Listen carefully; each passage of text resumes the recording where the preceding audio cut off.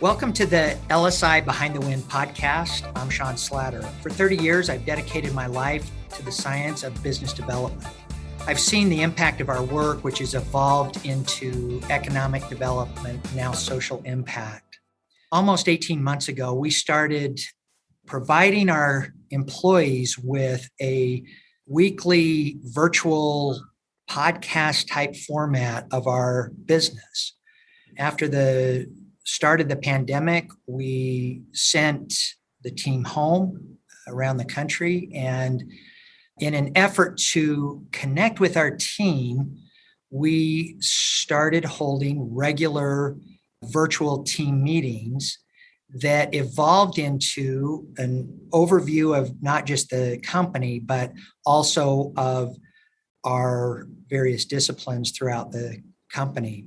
As we continued to hold these virtual team meetings over the past 18 months, many members of our team, including our communications team and other members of our consulting and delivery team, our sales team, and many of our clients have encouraged us to start a business development podcast focused on the science of business development and also highlighting some of the incredible talent and personalities that exist in our business. One of the things that really drove this and became the catalyst for us moving forward with this podcast concept was after 50 years, we consolidated our storage units and had nearly 50 years of paper and records. And as Summer Green led that effort, she started going through a lot of the history of the company dating back 50 years and suggested as part of our 50-year celebration that we initiate this podcast and that it becomes a forum that discusses a lot of LSI's history. So for this first podcast, I've asked Summer to join me. Summer is the chief of staff of LSI, and she's an incredible asset and has led several of these strategic initiatives for the company over the last year and a half. So Summer, thanks for joining me on our first podcast, and maybe just talk about your background and then this process of COVID, the consolidating our offsite storage, the planning and strategy for our 50-year anniversary, and how we developed this concept for the LSI Behind the Win podcast. Good morning, Sean, and thank you for having me. It's really an honor to be with you today and be able to share some of our experiences and stories with the last 18 months. So my background is, I come from a sales and marketing background. Most of my career has been spent in either sales or marketing, but always in administrative executive support roles. So I've moved from a couple different really good organizations, but my passion is really being involved with leadership and executives and senior leadership. So that's kind of my background. I've got a degree in communications, and I have a really good team of people here at LSI that are on my comms team. So communications is where I love to live. It's just a way to connect with people, and it's really a passion of mine. So 18 months ago, when we all went remote, it was really difficult. And I remember us talking about ways to stay connected to our workforce. And I look back on the 18 months now, and I think we really successfully did that. I feel like most of our people now that are continuing to work remote have found a niche. They're very productive and they are very collaborative together. And so when we started to do that, there was a concern of how do we stay connected to our people? How do we continue to move forward as a company? But LSI has a really good workforce. The people are experts, they're skilled, they're high-level functioning people. And so, it's been fun to watch them grow and develop kind of in a remote and virtual environment. But as we started to plan our 50 years and what that looks like for LSI, I had no idea, to be honest. I was with LSI for 2 years at that time and really had just barely kind of got my head around the business. So the history to me was not, I didn't know the history only for a little bit, a couple little pieces of history. Yeah, So I really did start from the beginning. And me and my team are probably the ones that did the most research on the business. And I mean, I could spend hours talking to you about what I learned through that process of going through the storage unit, pulling out all the containers, finding all the old pictures, finding artifacts of, Jerry's career and how he made it to LSI. And really, I could spend hours. But the process for me has been invaluable. And it's helped me understand and respect the business even more. And then on top of that, it makes me super motivated and determined and excited to see another 50 years because it was built on such a very good, solid foundation. I agree. So I know this is a nit, but we had decided to consolidate our offsite storage. We had a few offsite storage units, and we were doing some construction in our corporate building and decided that we were going to both consolidate and shred a lot of the history from the last 50 years. So I don't think anybody understood when I said for the first 30 years of the business, it was all paper, and we saved every single piece of paper for 30 years. I wasn't exaggerating, was I? No. We filled a space of 10,000 square feet. We filled every square foot of that space with documents and records and files from the first 30 years of the company. And it was kind of, it was very eye-opening to see how far just technology has come when you realize that they were, 30 years ago, keeping track of time on paper, keeping track of employees on paper. So from a technology standpoint, I sometimes don't understand the impact of that, but yeah, I mean, our whole business is turned digital now. So it's come a long way.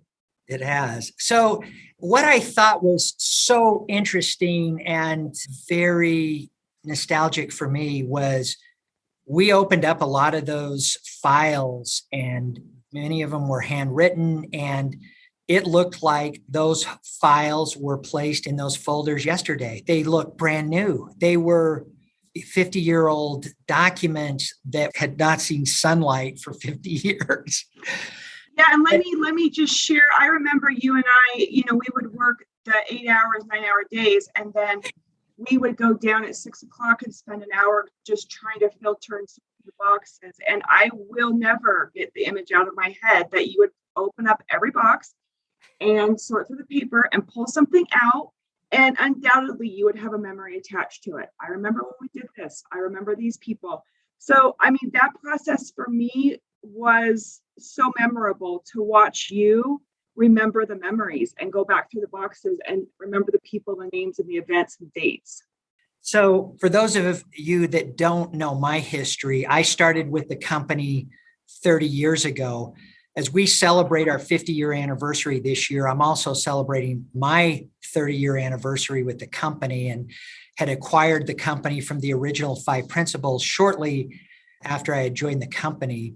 It was really an interesting time. It was the original principals had worked for 40 plus years. Many of them were World War II veterans and Vietnam veterans, and had founded this company, and they were really ready to retire at that time. And I put together a strategy and a plan to acquire the company from the original 5 principals, and never left. So at some point we'll go through that history of how I acquired the company and my immersion into this business and into the science of business development. But as we start this first podcast, as I've said a couple of times, we're celebrating our 50-year anniversary this year. That was part of the driving force that our team encouraged me to move forward with this, and we've been thinking about it for a long time. So let's start even before the company was founded. There were 5 original principles of the company, And Summer, you and I went through this history earlier this year as we did this exercise of opening these old files from the original days of the company. And there were a lot of documents that predated the company as well. I mean, you and I had this dialogue for several weeks. I mean, what were some of the things that you remember as we pulled a lot of the documents that predated the company out of those files?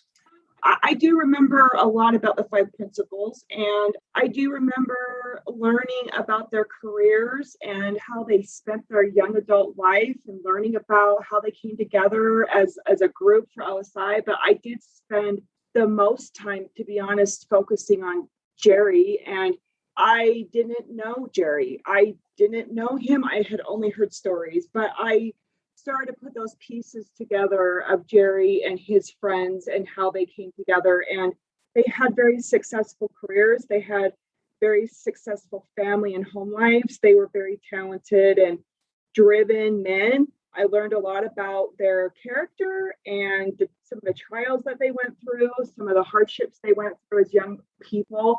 But the archives that we have on that group is kind of still a testament to you and how you've carried the company forward, because they were very resilient and very talented men. Absolutely. So I think that one of the important elements of the history of LSI and ultimately this science of business development, which this group invented, as I said, predates the company. So you mentioned Jerry. Jerry Slatter was my grandfather. He was a World War II veteran. He flew B-24s in the Pacific, and he was part of the invasion of Guam. He was the pilot of this B-24 that was shot down. And when his plane went down, it crashed on the beach of Guam, and he lost his entire crew. Everyone died except for him. And luckily, there were some Allied troops that pulled him out of this plane wreck, and he had broken most of the bones in his body and had suffered burns from that crash. And he was sent to Fitzsimmons Hospital in Colorado. And unfortunately, his parents received notice that he was killed in action. And it was 3 months before they knew that he was actually in Fitzsimmons recovering. And he spent the rest of the war in Fitzsimmons Hospital recovering from all of these injuries. Jerry grew up in Salt Lake City, Utah, and the only thing he wanted to do was his whole life was to fly planes. And so he had this opportunity to fly in the Pacific and was shot down in this Battle of Guam and then never flew again. His injuries prohibited him from flying again. So I think that, as you said, Summer, that resilience, that we talk about the greatest generation, and he was such an incredible example of somebody out of that greatest generation that went on and did amazing things, which we'll talk about in a minute. So I had given you some of that history during that period when we were talking about the 50-year history of the company and celebrating our 50 years. And I know that you've seen a lot of Jerry's military documents and photos and some other memorabilia that I've collected following his death. But any other thoughts that you have on Jerry? Well, part of our process is a comms team and maybe at some point in our podcast later, we'll talk about this, but part of what we did as a team to try to tell the story of LSI and be able to paint a visual picture of, the first 50 years as we, as a team, reached out to a lot of people that had connections back to Jerry and back to LSI and back to you. And we talked to them about, their memories and their relationship with Jerry. And everybody that we talked to, it's a credit to you and your family and LSI, because everybody that we talked to that had, a relationship or worked with Jerry or knew LSI, it was very positive. It exciting and emotional for me to hear all the positive praise that came from people that knew your grandpa and knew LSI. And so, yeah, I didn't know them personally, but through this process, talking to people, putting the pieces together, I feel like I really do kind of know who he was and what his dreams were and how he envisioned this 50 years to look like. I actually feel like I have that in my head. Love that. So he co-founded the company with Wayne Fry, and Wayne was also a World War II veteran, also a pilot, and also served in the Pacific. He had a very different but similar experience. He was stationed in the Aleutian Islands, serving in the Pacific. There was a strategy to attack the Pacific, attack the Japanese-held bases through the Aleutian Islands. And Wayne, also a young pilot, was flying his aircraft and was shot down and was taken prisoner in the Aleutian Islands by the Russians, and was a prisoner of war for several years and had a very interesting history as a POW in World War II. Wayne went on he ended up staying in what would become the Air Force, that time the Army Air Corps, but later the U.S. Air Force. He stayed in and had a very successful career as a pilot and as a leader with the U.S. Air Force. In summer, I know that I think Wayne gets lost in the shuffle because Jerry was such an incredible personality and a lot of times overshadowed Wayne's talent. But I knew Wayne very well, and I can tell you that so much of the company's history, a lot of the process and science of business development came from Wayne. And I'm going to talk about that in a minute. I've thought about some things that in reminiscing about Wayne and my relationship with Wayne that I think will be interesting. But any thoughts on the history of Wayne? Well, one thing that we weren't able to do just because we didn't have the historical data is we weren't able to fully bring those characters back to life. And we, as you know, me and as our group, we asked those questions like, what was he like? How did he contribute? So all four of them, aside from Jerry, it is a story that I am curious. I would love to know more about them and how they contributed and how they developed and how they grew this business personally and professionally. So I know very little about Wayne. I have seen some pictures. I have read some of his military credits, but I am excited and hopeful that you can try to build those characters visually for us so we know who they are. And so that's part of the intrigue and interest of not just our business, but this discipline of business development. There's some really interesting personalities and interesting stories that go along with the development of this art and science of business development. So I think it's interesting that both Jerry and Wayne were Air Force pilots, served in World War II, both shot down. Jerry in Guam, Wayne in the Aleutian Islands. And they had this really interesting connection. Later, Jerry, after the war, felt like his career had ended. The only thing that he ever wanted to do was fly planes. And because of his injuries, he never did again, as I mentioned. But he continued it with a career as a civilian in the U.S. Air Force and started in flight operations. He felt like, well, if I can't fly aircraft, I'll at least be around aircraft, and started at Hill Air Force Base and worked in flight operations and eventually became the director of flight operations. He had a successful path there, I think, in flight operations, and probably would have spent the rest of his career in flight operations in some capacity. One day he got this call from one of the pilots, and the call into the tower was, this pilot said, I'm having a problem with my aircraft. I've got an electrical problem. I've got a mechanical problem. I can't get my landing gear down. And I'm going to land this aircraft with the landing gear up, which is so dangerous. And there's not a lot of pilots that can do this. And so Jerry responds back to him and says, "You will not land that plane until I get down there with the fire department and the rescue crew and medical crew." And the pilot said, "Hey, I'm going to land this plane." So Jerry called the entire rescue team in. By the time he got out of the tower and down to the runway, the plane had landed and the pilot had gotten out of the plane, was sitting next to the plane on his parachute, smoking a cigarette. And that was Wayne Fry. And that was the first time that Wayne and Jerry met. And I guess they did this like verbal battle back and forth and became friends and stayed close ever their whole lives until first Jerry passed and then Wayne.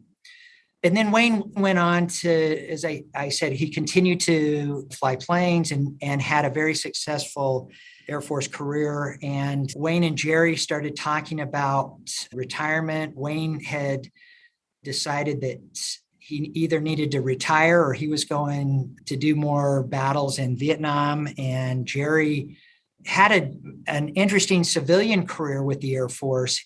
He had a champion that had watched his work in flight operations and went down one day and said, "I'm going to pull you out of flight operations and I'm going to teach you about materiel." And at the time, Hill Air Force Base was the base responsible for the Ogden Air Materiel Area, AMA, prior to becoming the Air Logistics Center and now Air Logistics Complex.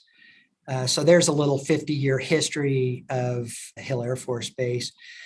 Jerry had started learning about logistics and supply chain and maintenance, and it was all regulated by federal acquisition regulations. And he learned this business really from the ground up and became the head civilian at Hill Air Force Base and really developed a lot of the policy and overall strategy for the Air Force acquisition, logistics, and maintenance overall strategy, and is still really one of the early thought leaders of supply chain management, of government acquisition, and materiel management.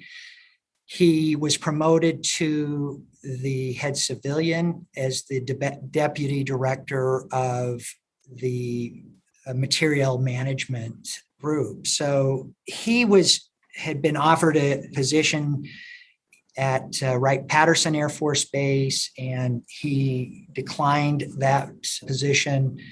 And he and Wayne came together and decided that they were going to form this little company, LSI. So that's some of the pre-LSI history that I think was really relevant to how this evolved into a real science and why it was so successful in this group of friends from the US government that came out and said, we're going to do this for a few years.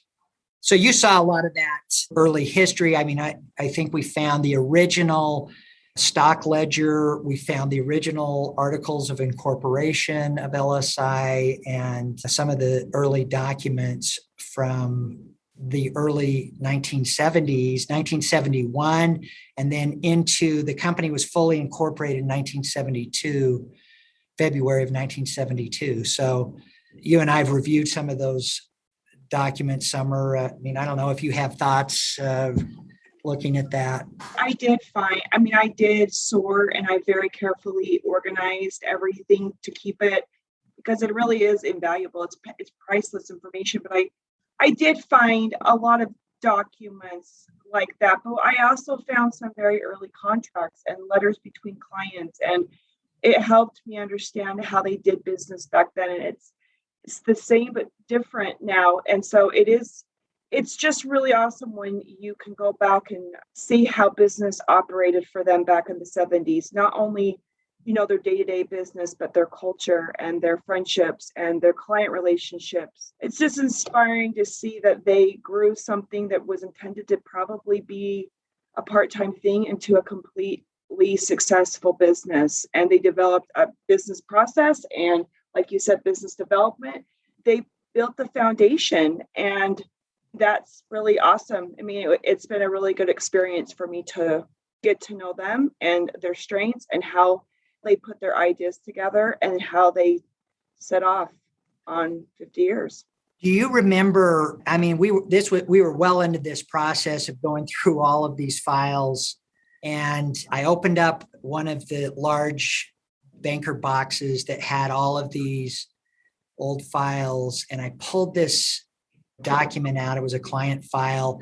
And I said, look at this. This is 1972, and they're talking about capture and capture strategy and capture planning. And we talk about how LSI really set this foundation that became an industry.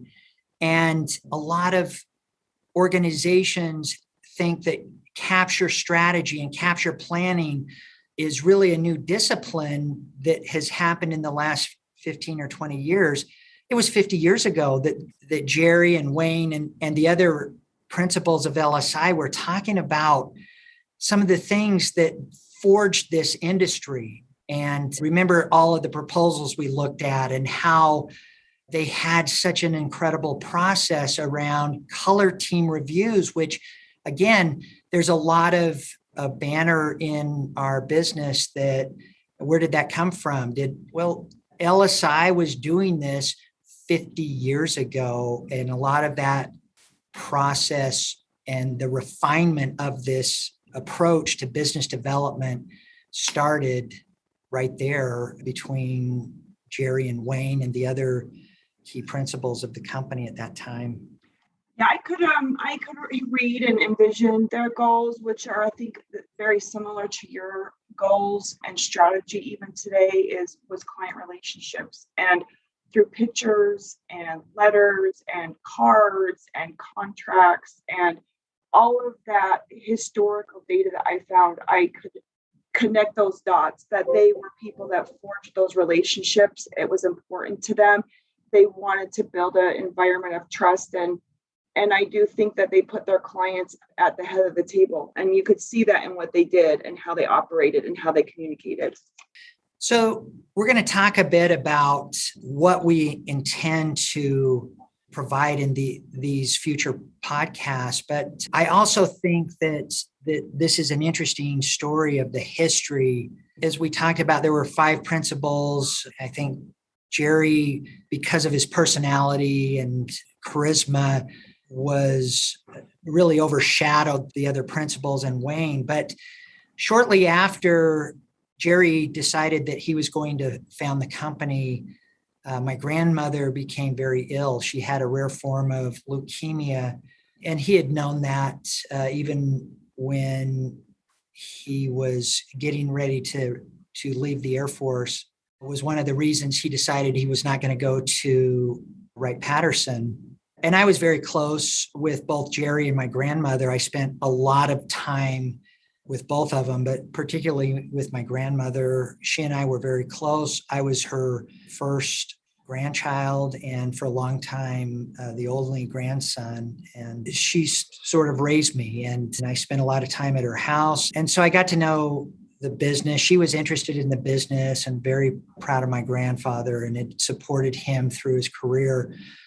Reminiscing as a kid where I spent so much time with both of them, I can remember her really giving him a lot of direction and guidance at the dinner table, at breakfast, and we spent a lot of time in the mountains. And I can remember her talking to him about, here's what you need to do. Well, she became very ill shortly after the company was founded, and I think what has also been lost over the years is that Wayne and Jerry and others that came and left from the company, they really only wanted to do this for a few years. It was going to be a hobby. They were going to work together for a few years and then really retire. Well, I think what was interesting is when my grandmother became very ill, Jerry left the business and to take care of her, and Wayne ran the business, and a lot of the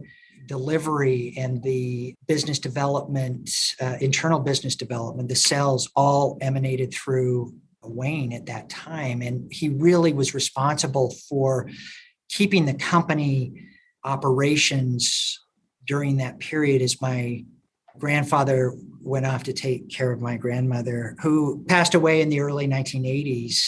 At that time, Jerry really did not have a lot of other interests other than the business.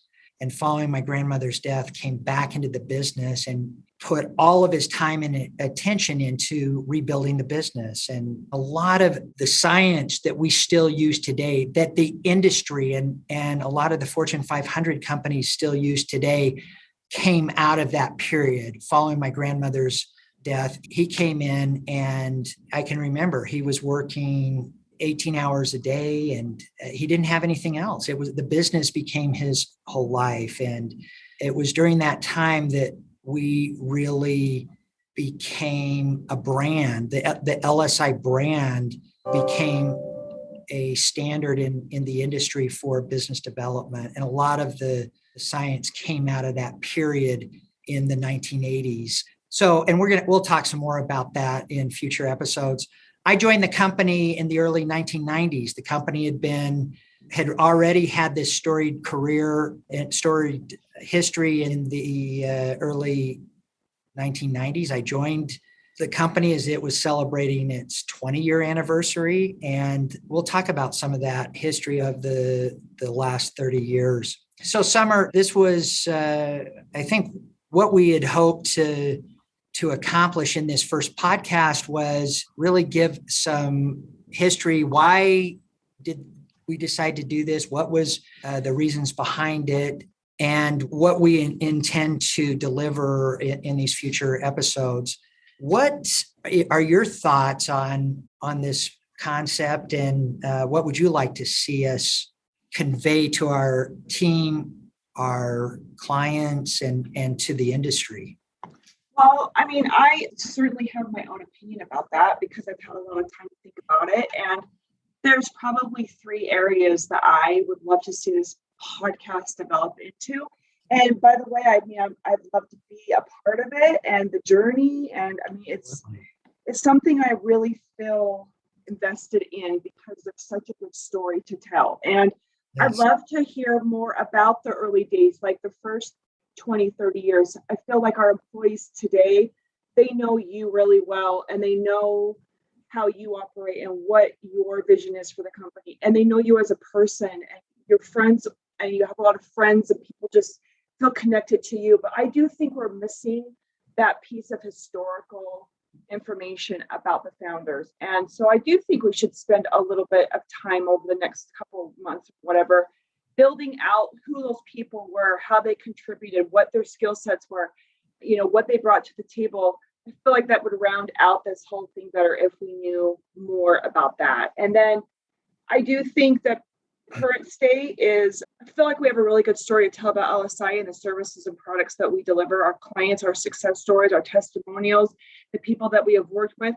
We've only captured a quarter of what that energy is.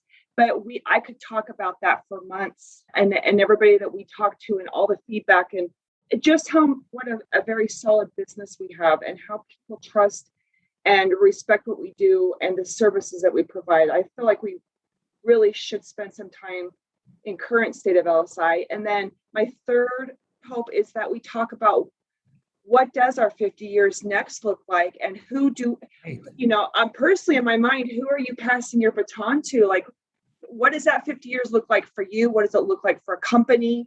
What does it look like for our industry? What does it look like for business, people? There's just so much to tell about those 3 things. And I'm really excited about this. I know you and I and the communications team, the marketing team, we've got a lot of people involved in this, and I'm really excited about it. You're right. There's a lot to tell, and we've got a lot to share with our team, with the industry, with our clients.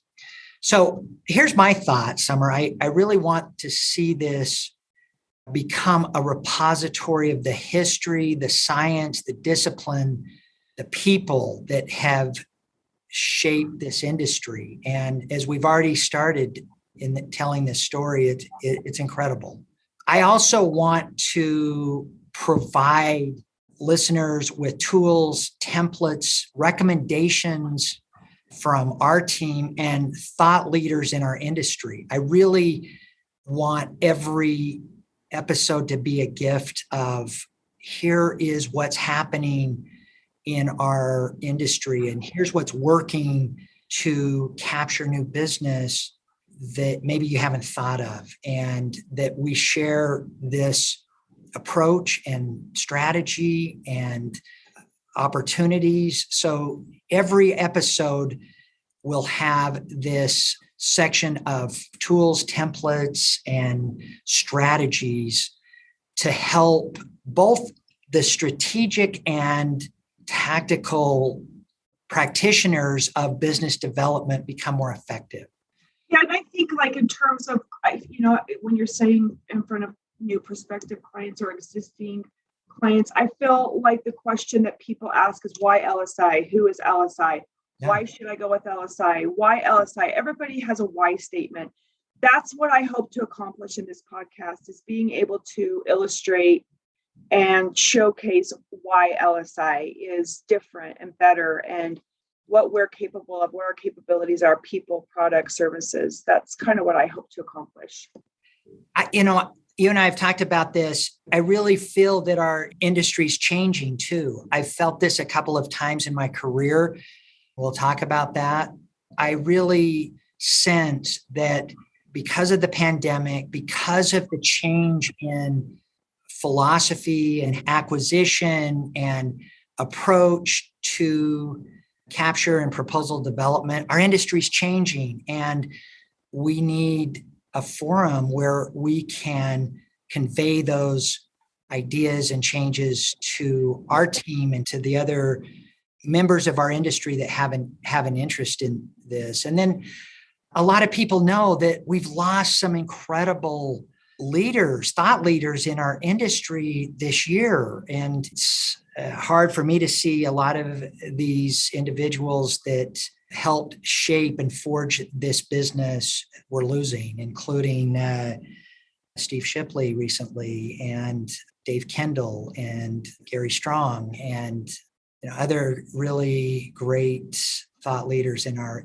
industry who we've recently lost. And I had the opportunity to work closely with so many of the founders of the business and the science, and also with that next generation, individuals like Steve Shipley and Dave Kendall and others. And so it's my hope that this becomes the repository for the history, the tools, the templates, and that we continue to tell this story together. And so some of the topics that I really want to see us explore include business development strategy and process, training, and how do you build a team around best practices in the industry.